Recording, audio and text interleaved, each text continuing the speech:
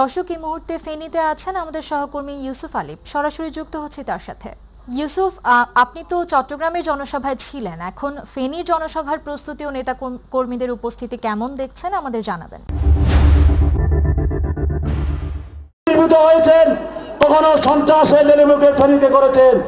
গত 5 আগস্ট ফেনীতে যে নির্মম হত্যাকাণ্ড চালিয়েছে, ফেনীতে 9টি খুনের মাঝে যে নির্মম নৃত্য চালিয়েছে, আমরা ফেনীর মানুষ এই সমাবেশ থেকে বলতে চাই তার বিচার ইনশাআল্লাহ ফেনীতে হবে।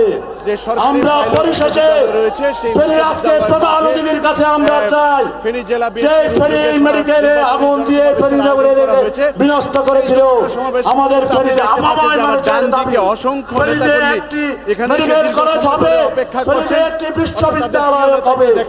আজকে প্রধান অতিথির কাছে আমাদের উদাত্ত আহ্বান থাকবে। পরিশেষে সবাইকে আমাদের প্রধান অতিথিদেরকে নির্বাচিত করার জন্য যারা তফসিল ঘোষণার পর থেকে খেতে যাচ্ছেন এবং প্রধান অতিথির বক্তব্য রেখেছেন এবং এখানে ফেনী সরকারি পাইলট স্কুল মাঠে এসে হাজির হয়েছেন। যার যেখানে দায়িত্ব দায়িত্ব সেই দায়িত্বকে আমরা এখানে অধীর আগ্রহে অপেক্ষা করছেন। বিএনপির চেয়ারম্যান তারেক রহমান শপথ বাক্যের মতো পাঠ করে তাদের সামনে আগামী আমি আমার বক্তব্য শেষ করছি। বাংলাদেশ জিন্দাবাদ, বাংলাদেশ জাতীয়তাবাদী দল জিন্দাবাদ। আপনার ফেনী কলেজ মাঠ, ফেনী স্কুল যে মাঠটি, সেই মাঠটি প্রায় কানায় কানায় পরিপূর্ণ হয়ে গেছে দলীয় নেতাকর্মীদের পদচারণায়। এখানে বিভিন্ন শ্রেণী পেশার মানুষ এখানে এসে দলীয় নেতাকর্মীদের পাশাপাশি তারা অংশগ্রহণ করেছে। আগামী ত্রয়োদশ জাতীয় সংসদ নির্বাচনকে কেন্দ্র করে যে সমাবেশের আয়োজন করা হয়েছে, সেই সমাবেশ উপলক্ষে ফেনী জেলার শীর্ষ নেতৃবৃন্দ ইতিমধ্যে মঞ্চে আসন করেছেন।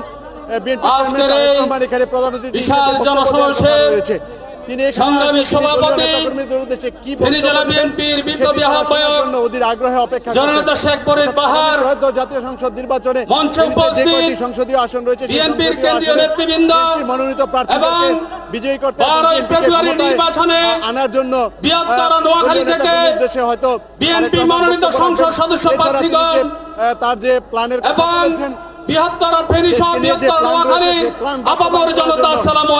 দলের নেতাকর্মী যাতে করে আগামী 12 ফেব্রুয়ারি যে নির্বাচন হতে যাচ্ছে সেই নির্বাচনে যাতে বৃহত্তর নোয়াখালী থেকে আপনারা নির্বাচিত করা হয়, ক্ষমতায় আসে মনোনীত সকল প্রার্থীকে বিপুল ভোটে নির্বাচিত করে দেশনেত্রী বেগম খালেদা জিয়া তাদের জ্যেষ্ঠ সন্তান তারেক রহমানের মুখকে উজ্জ্বল করবেন।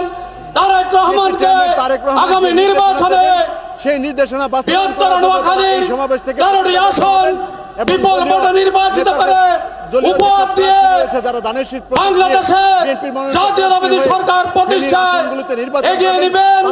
এবং আমি আজকের এই জনসভায় আমাদের প্রধান অতিথির কাছে আমাদের কয়েকটি দাবি উপস্থাপন আমরা ফেনীতে একটি মেডিকেল কলেজ চাই, একটি পূর্ণাঙ্গ বিশ্ববিদ্যালয় চাই, আমরা নির্বাচনী সমাবেশের সবশেষ চাই।